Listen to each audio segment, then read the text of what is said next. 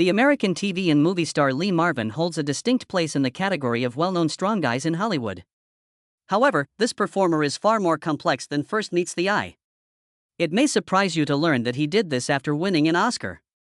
Watch today's video to learn more about American actor Lee Marvin, including the untold truth. Let's start with discussing Lee Marvin's early years before he rose to fame as one of Hollywood's most renowned performers.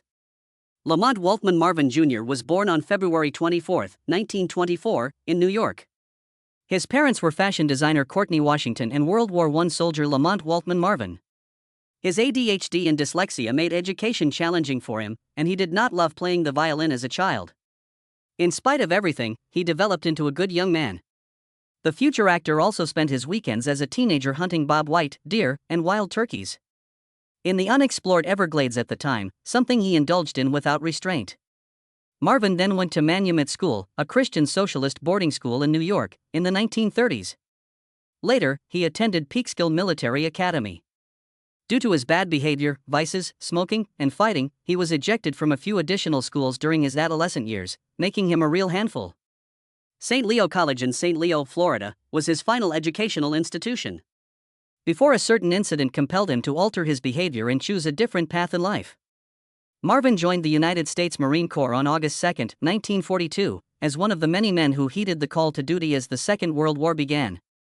His father, a Marine veteran whom he referred to as the Chief, was essentially opposed to it. Although there was still some rowdiness in the young Marvin, it appears that boot camp was all that was required to instill discipline in him. Prior to graduating from infantry school, Marvin held the position of quartermaster. Marvin made a few noteworthy achievements in the Marines. He participated in the fights on Eniwetok and Saipan Tinian, which were regarded as some of the most horrific occurrences of the time, while serving as a scout sniper in the 4th Marine Division in the Pacific Theater. Marvin suffered injuries during the Battle of Saipan when they attacked Mount Tapachau, with most of his fellows having been killed in the aforementioned conflict. Marvin was shot by a machine gun on June 18, 1944, and the bullet struck his sciatic nerve. The enemy sniper then shot him again in the foot. He spent over a year recovering after being taken out and given medical attention as a result. Thankfully, he made a full recovery and received the Purple Medal Heart for his bravery along with a medical discharge. Marvin also received the World War II Victory Medal, the Combat Action Ribbon, the American Campaign Medal, the Asiatic Pacific Campaign Medal, and the Presidential Unit Citation. Quite remarkable accomplishments for a private first-class Marine. Even though it was difficult to serve in the Marines, Marvin attributes his time there as the very thing that taught him how to act. Had he not been such a troublemaker, he would still have maintained his former rank of corporal, but apparently you couldn't really take out the boy in a man. "I'll explain how," Marvin said to Robert Ward, the interviewer. "I learned how to act from the Marines. It was easier to pretend to be tough after that." As everyone is aware, Lee Marvin was the epitome of an icy tough guy, distinguished by his distinctive white hair. This is where Marvin's career really took off after the war. However, before we continue, please remember to hit the like and subscribe buttons. After the war ended, Marvin went back to his hometown and accepted a position in Woodstock, New York, as a plumber's helper. As luck would have it, though, this was his pass to the entertainment business. While on the job, the aspiring actor was called in to cover for an actor who had become ill during rehearsals. On that same day, Marvin became passionate about acting and secured a position in the organization, earning $1.07 each week. Before moving to Greenwich Village in Lower Manhattan, New York, and enrolling in the American Theater Wing, he took on a number of acting jobs. Luckily for him, the cost of his acting training was paid by the GI Bill, the program that gave benefits to returning warriors. Marvin began his career playing a number of uncredited parts before making his stage debut in the 1949 original production of the play Billy Budd. Marvin also got a part in the 1949 drama, The 19th Hole of Europe, that same year. From there, things began to pick up, and before he knew it, Marvin had a number of TV jobs booked and occupied. Alongside Jack Warden and Charles Bronson, Lee Marvin made his cinematic debut in the 1951 American combat comedy You're in the Navy Now. It also happened to be the first movie that both stars had starred in. Marvin chose to remain in California at the time, despite the fact that the movie was shot in Hollywood. He also played a little part in the 1951 picture Teresa, directed by Fred Zimmerman, that same year. This was also the first time his military experience proved useful. By providing realistic depictions of infantry movements, he assisted the directors and his co-stars behind the scenes. He even added his voice and offered assistance with the outfit and gun handling. Lee Marvin's military experience partially confined him to a particular persona, which is typically a man in uniform or in a position of authority. His numerous, yet little, endeavors included appearing in an episode of the American anthology Fireside Theater and another anthology called Rebound.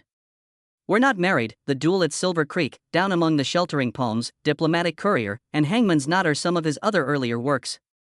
Both the Korean War film The Glory Blade and the Western film Seminole, both released in 1953, had him playing soldiers in uniform once more. As it turns out, Marvin was also a fantastic fit for westerns, so he worked on a few additional western-themed productions, including Randolph Scott's Gun Fury and The Stranger Wore a Gun. His breakthrough part, which we are about to announce, was a result of all these efforts. The actor's career reached its zenith in the 1950s. When the audience praised Lee Marvin's portrayal of the villain Vince Stone in the 1953 noir crime The Big Heart, which finally let his lucky star shine brightly. He co-starred with Marlon Brando in The Wild One, another American crime movie, that same year.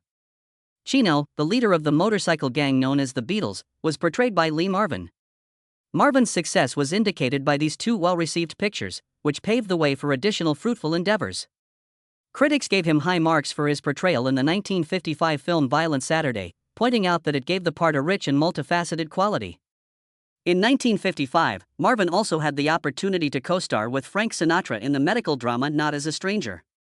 During this decade, he appeared in numerous supporting parts, such as Jane Wyman Presents the Fireside Theater, Pete Kelly's Blues, and A Life in the Balance.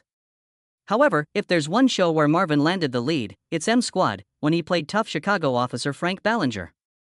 He became a big celebrity on television by playing a variety of personalities and appearing in numerous roles. However, there was one part that truly impressed the critics with his skill. Is playing two distinct roles in the same film a better approach for an actor to showcase his abilities? In the 1965 comedy western Cat Ballou, Marvin did just that. The film, which stars Marvin opposite Jane Fonda and was based on the novel The Ballad of Cat Ballou, was acclaimed as the 10th best western of all time by the American Film Institute's 2008 Top 10 list. The narrative focuses on Catherine Cat Ballou, played by Fonda, who enlists Kid Skyline, a legendary gunslinger, to guard her father's estate. She later hires the same man to seek revenge for the death of her father, but she finds that the shooter she chose isn't what she had hoped for. Here, Lee Marvin plays both the vicious and noseless assassin Tim Strawn and Kid Skyline. Strawn just removed Frankie Ballou without feeling guilty, despite the Wolf City Development Corporation's attempts to intimidate him off his property. Cat initially turns to the local authorities for assistance, but she soon learns that the sheriff is wealthy. She now turned to Kid Shalene, who can be quite a handful, for assistance. He is simultaneously humorous and a seasoned alcoholic. Cat was hesitant to hire him, but what other option does she have? After witnessing Kid Shalene's unmissable crackshots in action, she quickly discovered why he was so well known. To overcome his withdrawal symptoms, the man only needed to consume a few beers. It was a pleasure to play these two roles, which are complete opposites. Additionally, one may argue that separate actors play them. Kid Shalene provides a hilarious counterpoint to Tim Strawn's dramatic and menacing demeanor. The latter is more enticing to the audience since he is clumsy, frequently stumbling while intoxicated, and his pants frequently fall and pool around his ankles. In addition, it causes people to question whether he is the best candidate to remove the infamous Strawn. And there's where Cat's love fuels his desire to become a better guy. Later, it's discovered that these two men are actually brothers who couldn't be more different. Shalene is a sensitive man who is torn down by the faults of the world, whereas Strawn is cruel and cunning in his actions. The latter does his best to improve because Cat is the only one who believes in him despite his situation. Shalene was able to confront his issues and, consequently, his brother, thanks to her love. It was not surprising that the film not only became a box office blockbuster but also received nominations and awards, given how Lee Marvin was able to pull off such diverse performances of characters on the same screen. Lee Marvin's portrayal of young Shalene allowed viewers to witness a different side of his serious and commanding roles. The actor most likely won. Additionally, you would be shocked by what Marvin did in his acceptance speech, which was devoted to a horse. However, I believe that half of this belongs to a horse somewhere in the valley, which made the audience chuckle. Following Cat Ballou, Lee Marvin worked on another western, The Professionals, 1966, which was also a huge success. After that, he was cast in the starring part of Major John Reisman, which led to one of his more successful movies. Starring with other high-profile performers, like Donald Sutherland, Jim Brown, John Cassavetes, and Charles Bronson. They knew Lee Marvin was a big star by then, and his Oscar win gave him a lot more opportunities. Having said that, Marvin had a lot of control over his 1967 project Point Blank, in which he played a tough criminal out to exact retribution. Both this film and his subsequent endeavor, Hell in the Pacific, were directed by John Boorman. Film critics praised this movie despite its lack of widespread success. Although Lee Marvin is still credited in many Western productions, he was free to pursue other endeavors by the 1970s after landing smaller bad guy roles. Among them were The Iceman Cometh, Emperor of the North, Picket Money, Prime Cut, and Monty Walsh. There are relatively few instances of Lee Marvin discussing his pals in the industry since he is highly picky about them and cherishes his privacy, despite having met and worked with many people. "I can't bear myself," Marvin once remarked. "If I could, I'd play the same guy in all my roles. Even my own company bothers me. I don't like being among other actors, and I have nothing fresh to say to myself. How can I like them if I don't like myself? Because I'm unable to go out in public as frequently as I formerly could. During a movie, I spend the most of my time interacting with the working stiffs on the set. The prop men, the stunt men, and the gaffers. I stay straight thanks to these men behind the scenes." Regarding his partnerships, Lee Marvin was married twice and had a problematic marriage that was eventually made public by going to court. However, let's discuss his 1952 first marriage to Betty Ebeling. Although they had a brief 2-year separation prior to their official split in 1967, they continued to live together for 15 amazing years despite the divorce. Christopher Lamont, Courtney Lee, Cynthia Louise, and Claudia Leslie are the couple's 4 children, 3 daughters and a son. Following his breakup with Ebeling, Marvin began dating American actress Michelle Triola, whom he lived with from 1965 to 1970. Despite not being married, Triola legally changed her name to Marvin and filed for alimony under California, which led to the notorious palimony lawsuit, seeking recompense comparable to that of husbands. She asserted that Triola became pregnant with Marvin's child during their 6 years of dating. Additionally, she stated that he covered the costs of 2 abortions while she miscarried with her other pregnancy. The actress added that she was unable to conceive as a result of the abortion. Due to the lawsuit's extensive publicity, everyone was essentially in their own business. The judge rejected her claim of half of the over $4 million Marvin earned during their 6 years of cohabitation, despite ordering him to pay $104,000 for rehabilitation. Because contracts for non-marital relationships differ from those for marriage, her assertion is insufficient to address that point. 2 more years passed before the court discovered that there had never been a non-marital contract in the first place, voiding the award she had been given and bringing the matter to a close. From 1976 until her death from lung cancer in October 2009, Triola was romantically involved with the actor Dick Van Dyke. Returning to Lee Marvin, the actor married Pamela Feely, his childhood sweetheart, for the second and last time. They were wed in 1970 and stayed together till his tragic death in 1987. Marvin's celebrity power diminished as he grew older, and by the 1980s, he was appearing in fewer films. The actor's final big shot part was as a sergeant in The Big Red One, Samuel Fuller's epic war movie from 1980. His subsequent films, including Dog Day, Gorky Park, and Death Hunt, were less successful commercial ventures. His TV efforts are no different. Even though they were now 18 years older, he returned to his role as Major John Reisman in the 1985 follow-up, The Dirty Dozen, Next Mission, carrying on where the previous movie left off. Regarding his health, it is well known that Lee Marvin battled alcoholism as a result of his duty during the war.